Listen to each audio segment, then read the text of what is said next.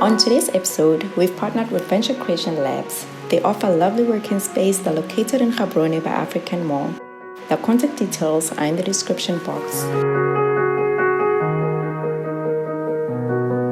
Hi everyone. On today's episode, we'll be talking about healing from our childhood traumas. So many of us carry our childhood wounds into our adult life, and this can affect our relationship, not just our romantic ones, the ones we're going to have with our friends, the ones we're going to have with our children, and also how we relate with our co-workers. But before we start, I just want to highlight that this episode is just for educational purposes to promote mental health. If you do need medical advice, I will advise that you contact the relevant medical practitioner.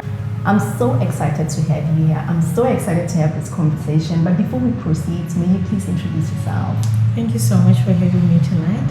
I am Annah Makhura. I recently completed my degree in psychology at the University of Botswana. But apart from being a psychological counselor, I also run a club at Modibani Primary School with First Lady Daniel. The club is called Big Kiddos, which stands for Beautiful, Intelligent and Bold Kids.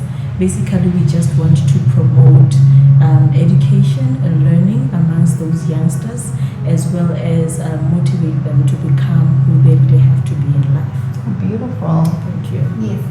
So let's just first understand what is trauma, and how can we differentiate it from stress.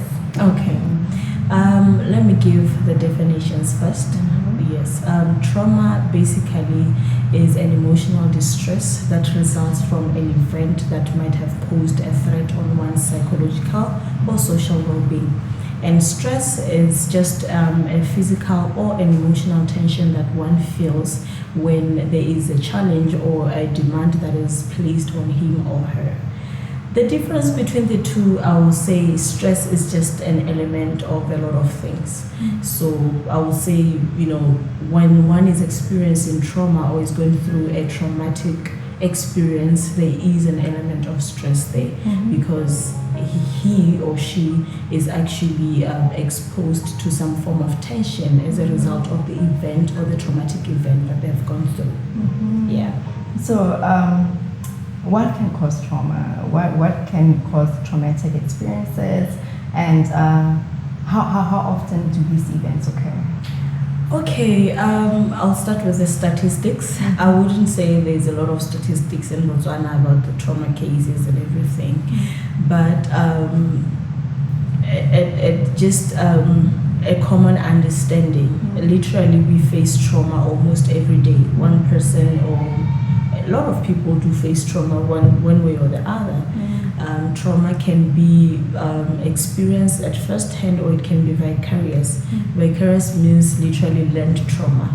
So most people that experience that trauma, the vicarious type of trauma, are mostly the medical practitioners, those that are in the forefront, or rather the frontliner. For example, the psychologists who happen to be exposed to almost sad news every day. Probably somebody who's working in a gender-based violence kind of organization. That person is exposed to almost sexual abuse issues every day. So this can become traumatic for them if they don't find a healthier way to deal with it. As for the causes of trauma, a lot of things or a lot of events may cause trauma. There's one psychologist named Aaron T. Beck. He actually said that he's well known for his theory, the CBT theory, cognitive behavioral theory. And what he said was that most of our problems do not necessarily emanate from our environment, but rather they emanate from our perceptions about our environment. So I can apply this to the case of trauma. Someone can see a car accident and it won't be traumatic for them, but someone can see a car accident and it becomes traumatic for them. So literally, I would say, literally any event can cause trauma. It sometimes depends on the perception of the person. Someone who has seen a lot of car accidents before, once they see a car accident happening at that particular time, it may end up becoming traumatic just because he or she has been exposed to that for quite some time. But for the one who sees it for the first time, it may not be traumatic, but for another it can be traumatic because this is the first time they see that. So basically at the end of the day, it's just about the perceptions, and these perceptions, that they are aided or rather fed by what people say about certain things, about certain issues. What are the perceptions of us surrounding the car accident? How has this child or this person been raised? What kind of knowledge have they been exposed to concerning car accidents? Someone can see a car accident and think someone is injured inside the car, but someone may feel someone is dead. And that on its own, the kind of perception they have towards that can cause the trauma. It's just an example, but there are a lot of examples. Yes. The reason I wanted us to narrow it down to childhood because that's what we're going to be touching on, right? Yeah. I'm sure you have had interaction with children, right? That have had traumatic experiences. So I wanted us to, when we speak, at least we're speaking to one child who maybe through experience thought, okay, fine, this is me interacting with them in our context in Botswana, that I have, not to disclose even their confidentiality, but just, I'm sure, interacting with them or our landscape, this is how it looks like, so that when we start talking about techniques to healing, the healing journey, it can speak to somebody. Yes. Okay. I'm just going to give a simple example when it comes to childhood traumas and relating it to our culture. You know how we usually deter kids from engaging in something notorious. It's either we say, I'm going to call a policeman for you, or I'm going to call your uncle. There's always that element, or that's something we use to scare the child. Sometimes it's even worse. Parents can say, I'm going to call a monster for you. The usual ho-ho. But at the end of the day, you don't know what this child thinks about ho-ho. Maybe this child thinks there's actually a ho-ho that exists. And maybe that is where this child's fear begins, that's where the fear will start. And you find that it may be indirect though. You'll find that most of the time this child will deter from a lot of things because there's this demo or who may come in case you make some mistake. But for a child to grow, they have to explore things. They make mistakes.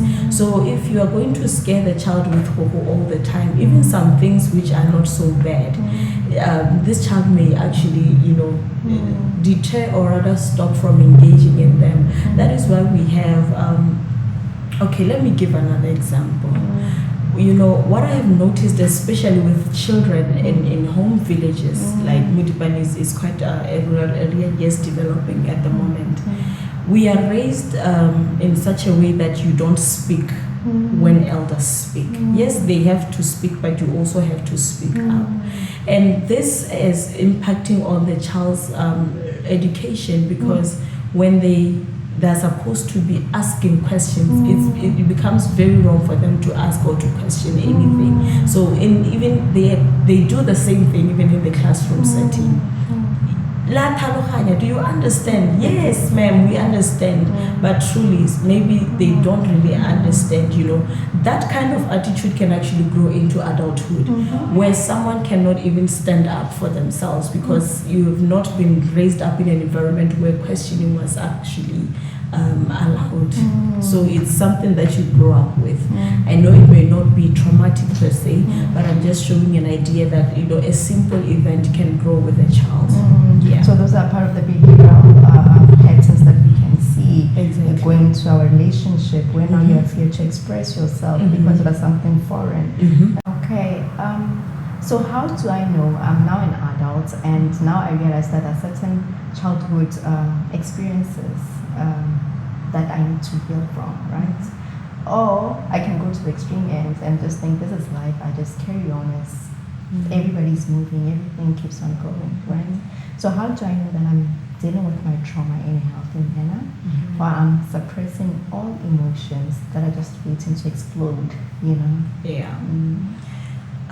Let me first off start by saying, denial is actually part of the process, hey? There's a time where you can cope through a situation, but there's a time where a point where you reach and all your resources are kind of like depleted. That's when you find that people are reliving their childhood experiences. So once you get to that point where you are triggered by anything that reminds you of an event that might have been traumatic to you, or anything that reminds you of your past which might have been traumatic to you as a child, then you should know that that is a pointer. It's a red flag. You should actually find help with that. But the question is, how do I know that I'm dealing with my trauma? First off is when you understand that it's okay to go through the process. This is because some people don't want to go through the process. They feel like, exactly, they feel like if they think through what happened, if they cry because of what happened, then they are weak or what. If you are going to deny yourselves from expressing your emotions, then something is really challenging. I wouldn't say it's wrong, but there is a challenge that needs some action. If you are going to see a therapist because of that situation, or finally decide to open up about it, then you know that I am actually dealing with it in a healthy manner. One last thing, faith and belief or spirituality can actually help. God can come through for you when you pray. He is actually a reality that is there. So when you pray and connect to the spirituality, it can actually do help you cope through your situations as well. Yeah. No, thank you. I can attest to that. I think God has really helped me. All I say is like, let your glory be done, and it takes me, it centers me. Yeah. Thank you for your time. Thank you for coming. Please continue shining your light to the world. Traumatic events sadly are very common, but so is thriving and surviving. Change does not happen overnight, but in small intentional steps. Please don't forget to like, share, and subscribe. Till we meet again, may God continue blessing you.